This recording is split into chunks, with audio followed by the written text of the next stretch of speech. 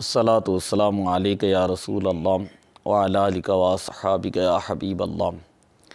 آج ہم پڑھیں گے ناقص کے قوانین میں سے پہلا قانون اور اس کی دو جزیں۔ ناقص کا پہلا قانون یہ ہے کہ اگر واو اور یا فعل کے لام کلمہ میں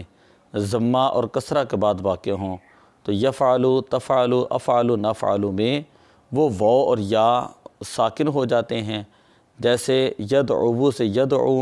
اور یرمیو سے یرمی۔ اگر فعل کے لام کلمہ میں ضمہ اور کسرہ کے بعد واو اور یا واقع ہوں تو یفعلو، تفعلو، افعلو، نفعلو میں وہ واو اور یا ساکن ہو جاتی ہیں، جیسے یدعو سے یدعو، یرمیو سے یرمی۔ اور اگر واو اور یا فعل کے لام کلمہ میں فتحہ کے بعد واقع ہوں، فعل کے لام کلمہ میں فتحہ کے بعد واقع ہوں تو مذکورہ بالا صیغوں میں قاعدہ نمبر 7 کے مطابق الف سے بدل جائیں گے۔ تو مذکورہ بالا صیغوں میں قاعدہ نمبر 7 کے مطابق الف سے بدل جائیں گے، جیسے یرداو سے یردایو سے یردا اور یخشایو سے یخشا۔ اگر ضمہ کے بعد واو ہوں اور اس کے بعد ایک اور واو ہوں، اسی طرح کسرہ کے بعد یا ہوں اور اس کے بعد ایک اور یا ہوں تو اس واو اور یا کی حرکت گرا دیتے ہیں، پھر اجتماع ساکنین علی غیر حدہ کی وجہ سے ایک واو اور ایک یا کو گرا دیتے ہیں، جیسے یدعون سے یدعونا۔ اب دیکھیں اس کی حرکت جو ہے وہ گرا دیں گے تو یدعونا بن جائے گا، یدعونا اجتماع ساکنین کی وجہ سے ایک واو حذف کر دیں گے تو یہ یدعونا بن جائے گا۔ اسی طرح ترمیینا سے ترمینا، ترمیینا سے ترمینا، یا کی حرکت گرا دیں گے تو یہ دو یا جو ہے وہ کٹھی ہو جائیں گے۔ اب اجتماع ساکنین کی وجہ سے ان میں سے ایک یا کو گرا دیں گے تو یہ بن جائے گا ترمینا، ترمینا۔ اسی طرح دوسری جز یہ ہے کہ اگر ضمہ کے بعد واو ہوں اور اس کے بعد یا ہوں، اسی طرح کسرہ کے بعد یا ہو اور اس کے بعد جو ہے واو ہوں تو اس واو اور یا کے ما قبل کو ساکن کر کے ان کی حرکت نقل کر کے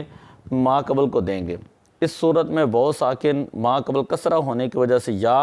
اور یا ساکن ما قبل ضمہ ہونے کی وجہ سے واو سے بدل جاتی ہیں۔ دوبارہ اگر ضمہ کے بعد واو ہوں اور اس کے بعد یا ہوں، اسی طرح کسرہ کے بعد یا ہوں اور اس کے بعد واو ہوں تو اس واو اور یا کے ما قبل کو ساکن کر کے ان کی حرکت ما قبل کو دیں گے۔ اس صورت میں واو ساکن ما قبل کسرہ ہونے کی وجہ سے یا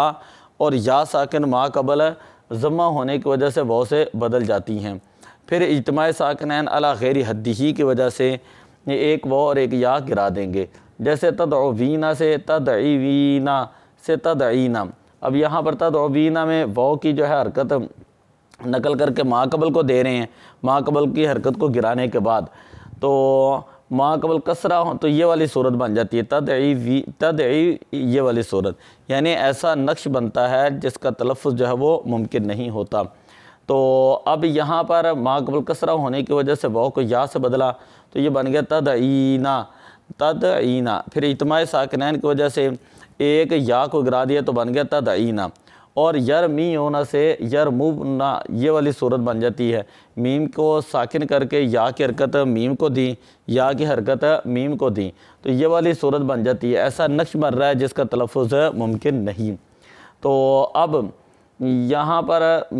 یا جو ہے ما قبل ضمہ ہونے کی وجہ سے اس یا کو واو سے بدلا تو یہ بن گیا یرمونا، یرمونا۔ اجتماع ساکنین کی وجہ سے ایک واو کو حذف کر دیا تو یہ بن گیا یرمونا۔ تو یہ ہے ناقص کے قوانین میں سے پہلا قانون تھا کہ جو واو اور یا جو ہے وہ ضمہ اور کسرہ کے بعد لام کلمہ میں واقع ہوں تو ان کو جو ہے وہ ساکن کر دیتے ہیں، جیسے یدعو، تدعو، ادعو، ندعو میں